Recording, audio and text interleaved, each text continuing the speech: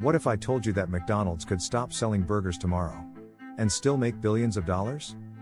Most people believe McDonald's is a fast food company, cheap meals, fast service, bright colors. A place families trust when they don't want to think too much. That image feels obvious, comfortable, almost harmless. But that image is also the greatest illusion McDonald's has ever created. Because McDonald's biggest failure was never unhealthy food, disappearing menu items, or public criticism. Its biggest failure is that most people still believe it's just a restaurant. In reality, McDonald's is one of the most efficient behavioral systems ever built. A machine designed to predict human choices, remove thinking, and generate money with mechanical precision. To understand how this happened, we have to go back to the beginning. Not to the golden arches. Not to the burgers.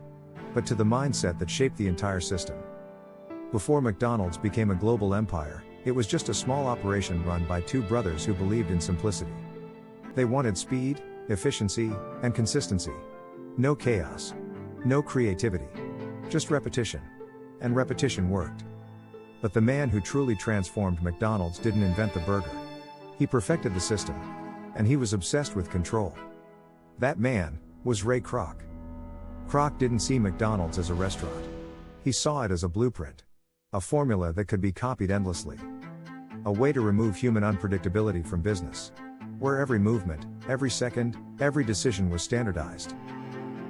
To Ray Kroc, creativity was a liability. Freedom was inefficiency. Consistency was power. And that mindset changed everything.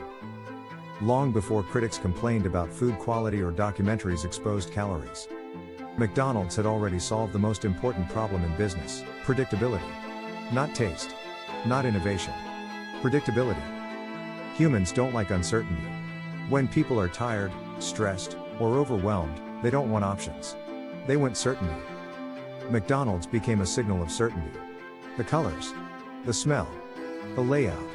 The speed. Everything trained the brain to relax. That moment of relaxation is critical. Because when the brain relaxes, it stops questioning. You don't analyze the menu. You don't compare prices. You don't wonder if there's something better nearby. You recognize the brand, and you default. That's not an accident. That's conditioning. Many people believe McDonald's survives despite criticism. Despite jokes. Despite being mocked online. But what if that criticism actually strengthens the brand? Every meme, every documentary, every joke reinforces one thing. McDonald's is familiar. Familiarity creates trust. Trust creates habit. Habit creates money. But the real power of McDonald's isn't in the kitchen. It's in the land. McDonald's doesn't make most of its money from selling food. It makes money from owning real estate. The company buys land in high-traffic locations, highways, intersections, city centers, and rents that land to franchise owners. Those franchisees pay rent, royalties, and fees no matter what. Even if sales drop. Even if a product fails. Even if customers complain. McDonald's still gets paid. The food is not the product. The food is the excuse. This is why McDonald's can survive scandals that destroy other brands. Health concerns. Lawsuits. Public outrage. None of it touches the foundation of the business. Because the foundation isn't burgers. It's contracts and control. Every franchise must follow strict rules. From the size of the fries to the temperature of the oil. From the shape of the logo to the seconds allowed per order. This level of control eliminates unpredictability. And unpredictability is expensive. Most companies chase trends. They reinvent constantly. McDonald's repeats. Over and over. Repetition builds mental shortcuts. And mental shortcuts are incredibly powerful. When people don't want to think, they choose what they already know. This is why the menu looks simple. Too many options slow people down. Slow decisions reduce efficiency. Efficiency is the real product McDonald's sells. Even the so-called failures are useful.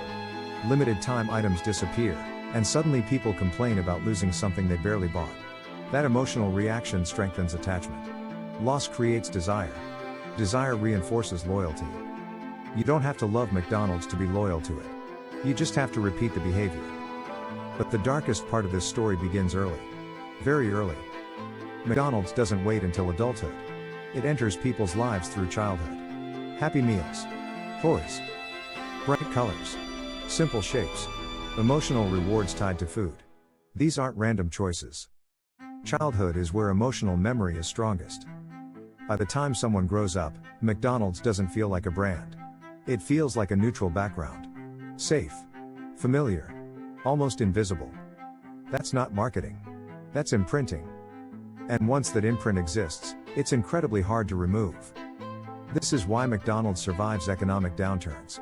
During recessions, people don't stop eating out. They trade down. McDonald's becomes the default option. Affordable. Predictable. Everywhere. What looks like low status is actually strategic resilience. Behind the scenes, McDonald's behaves less like a restaurant and more like a landlord. It doesn't need customers to love the food. It only needs franchisees to pay rent. And franchisees depend on the brand's visibility to survive. That dependency creates power. And power doesn't need approval. So where does the idea of failure come from? People think McDonald's is failing because it's criticized. Because it's mocked. Because it's not considered premium. But McDonald's was never trying to be loved. It was trying to be unavoidable. And it succeeded. McDonald's doesn't need you to enjoy the food. It only needs you to recognize the sign when you're tired, hungry, and out of time. That recognition bypasses logic. It bypasses judgment. It activates habit. That's not coincidence. That's design.